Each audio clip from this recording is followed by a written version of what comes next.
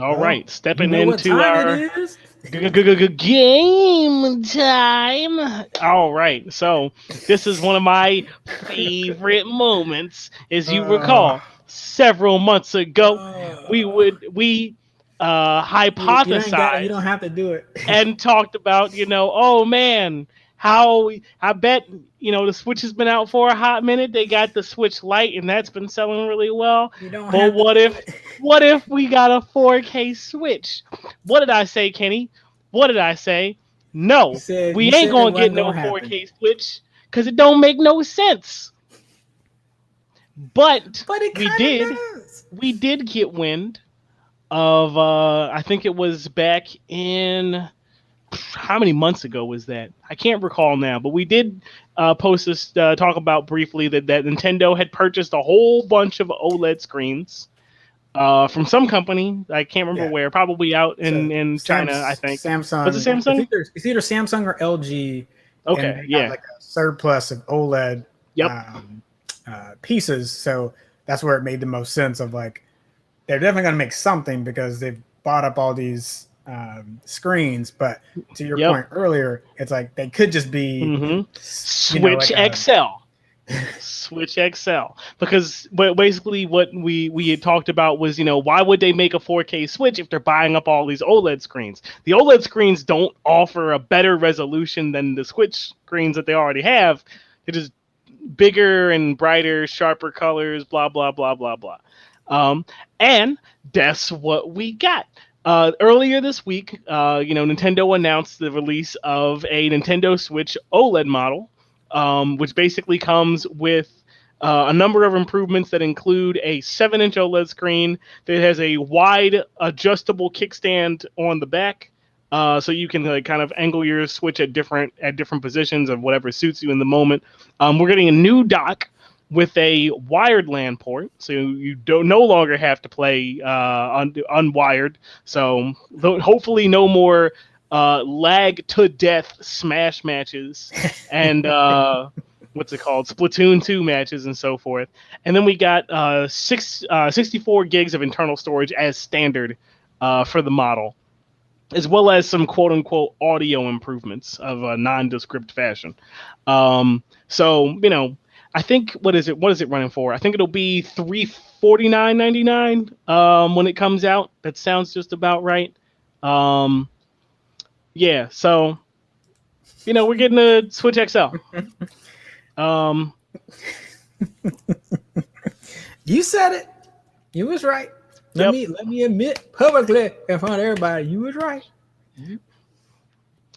I mean, it's still neat. I mean, I don't want a Switch XL, at least not right now. Like maybe not for $350. Maybe for $200, 250. I might go for it. But given that 250. like I already upgraded my Switch by buying a larger SD card because I can shove all of my download only games onto that, and I try to buy real big games. I try to put them on cartridge so it doesn't suck up all my space and stuff like that. But for me, I mean, so I'm not the target audience for like this device because I didn't really understand the DS XL when that came out or whatever it was called. I don't know. There's too many names.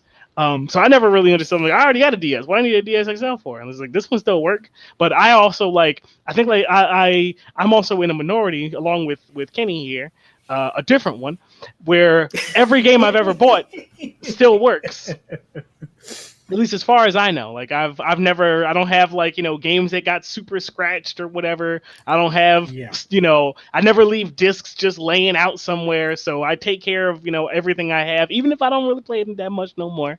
Take care of everything, so everything I have still works. So it's consoles included. So I've never needed like, oh wow, I want the bigger DS because like, my pockets are only so big, and it's like the DS fits in my cargo pants like it just barely. So I gotta plan ahead.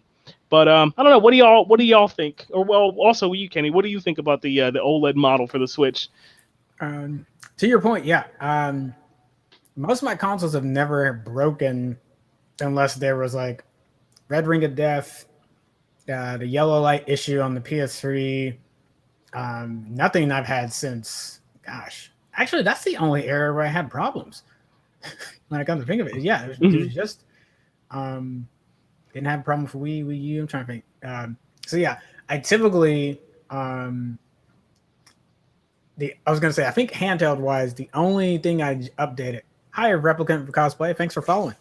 Hey, And I think that means we're on Twitch. I think that means Twitch got updated. So if you are on Twitch, definitely let us know. We should be able to see your comments. If not, thank you for the follow on whichever platform you're on. Yeah, I'll pull up the Twitch so I can peep the comments if we're up there. Cool. It looks like we are. Nice. So we're on a new service. So just giving it a good shot here tonight. What was I gonna say? Yeah, but I don't typically buy every single like. If I'm gonna buy every model of a thing as a collector, I'll do it once that life cycle is done. So like now that 360 is done, I'm like trying to find some of the special edition ones of that and stuff like that. This is current generation. You want to pay top dollar. What's that? So you want to pay top dollar for it. I mean, well, you mean top dollar. I'm trying to save money. Once the cycle's done, like then that's when it gets hard. Oh no. Sorry, like so like there's like a window of time. So like 360s are cheap right now because no one wants them.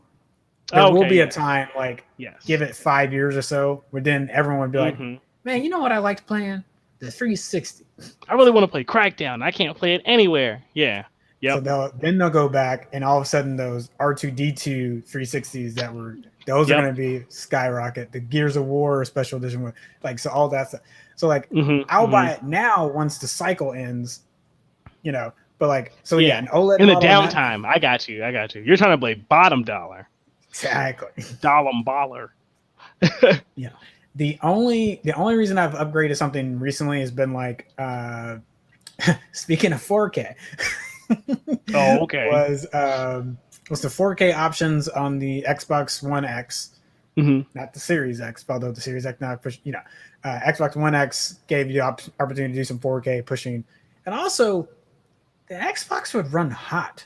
I don't know if people remember this. The Xbox One S, if you really maxed that thing out, it didn't like red ring, but you were worried for its life. You could probably like make a pancake on it. Yeah, and you can still do that on the One X. It's just like, okay, but at least if I'm gonna like burn it out, I'm getting like the best possible experience. The best burnout. The best burnout. So yeah, that's the only reason I have done upgrades in the middle. So I was thinking like PS3. I kept held onto my fat PS3 for the longest time. I did not get the ones that came out afterwards. Plus, there was the backwards compatibility.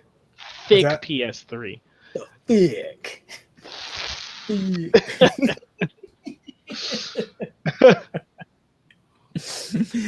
I remember I wanted that so bad when I got it, but then when I finally held it, I was like, "This thing's trying to kill me."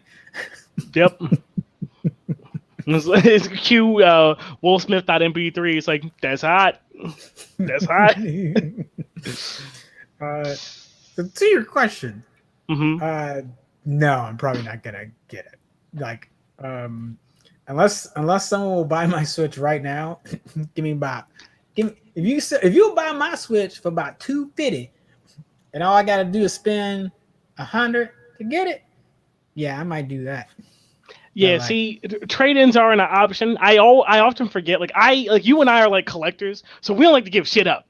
So it's like once I got a Switch, I want to have that Switch forever and be like, oh yeah, look, I got the Switch and I got the Switch XL or the Switch OLED, whatever. So it's like if I ever get an OLED, it's not going to be because I give up my Switch. It's going to be because like I'm going to put, I got the Animal Crossing Switch right here, and I got the Legend of Zelda OLED Switch right here. No, that's it. Yeah, that's it. That's exactly it. I ain't giving nothing up for nobody, no how. No how. All right.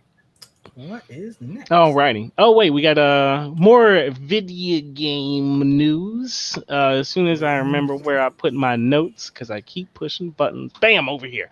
There we go. Oh yeah, so here we go. So if you recall a couple of weeks ago when we talked about things that were coming out at E3 with Nintendo, Monster Hunter Stories 2: Wings of Ruin was announced and is out. Came out, dropped earlier this week on Switch. They mentioned it in E3. By the perceptions of me, Kenny, and Jerry, we kind of figured it. I haven't played this version of Monster Hunter, so Monster Hunter Stories. I've played Monster Hunter. What's the newest one? Monster Hunter Rise on the Switch, and then the other one that came on PC, which I'm currently blanking the name of.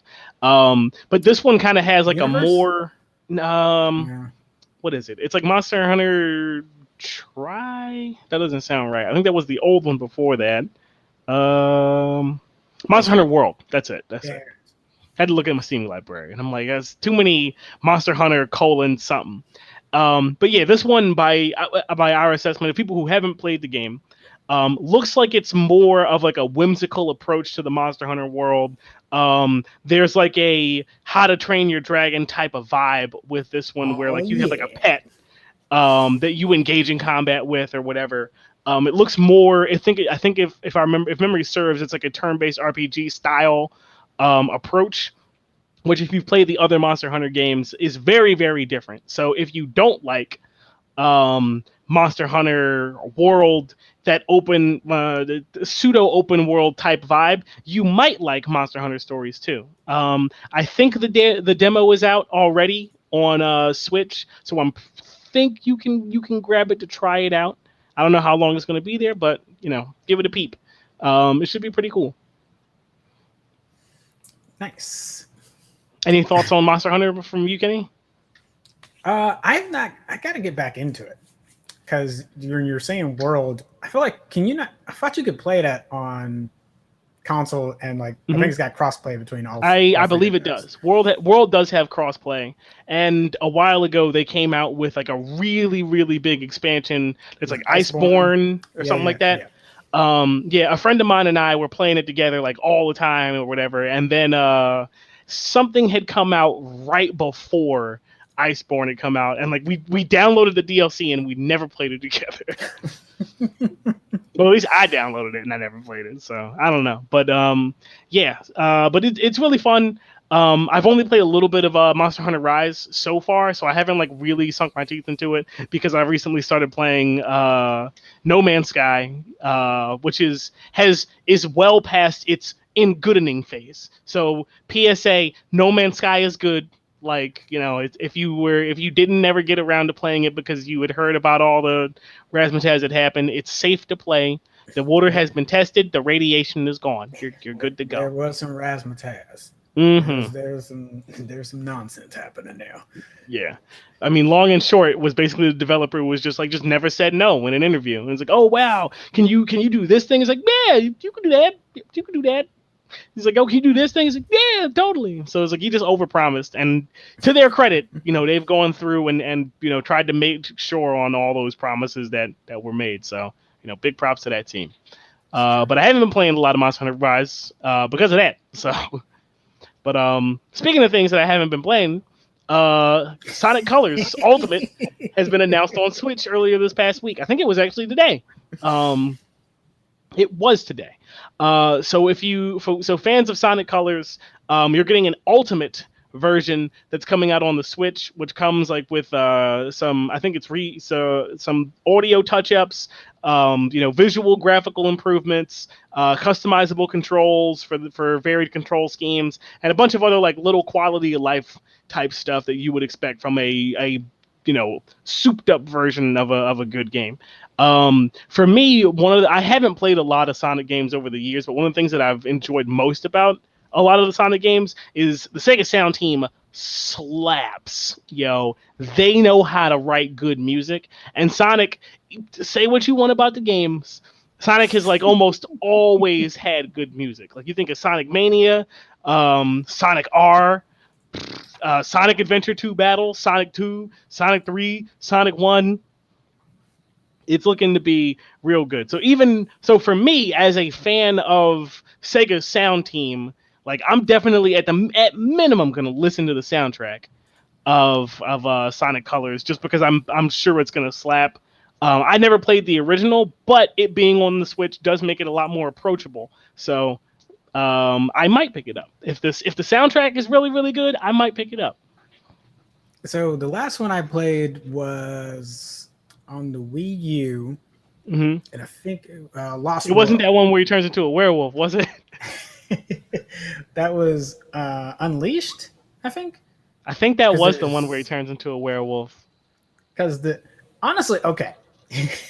Someone put out a meme a while back, and it was like Yeah, that's the one. they're just like the Sonic team's like, hey, we're gonna try.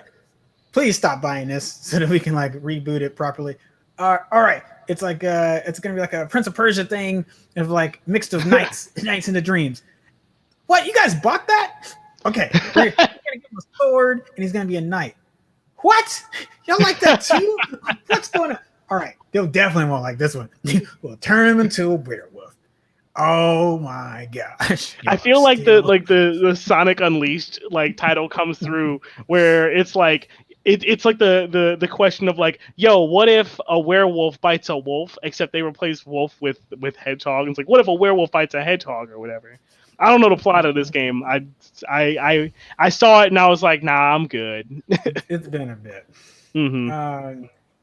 So, but they're still enjoyable. Honestly, okay.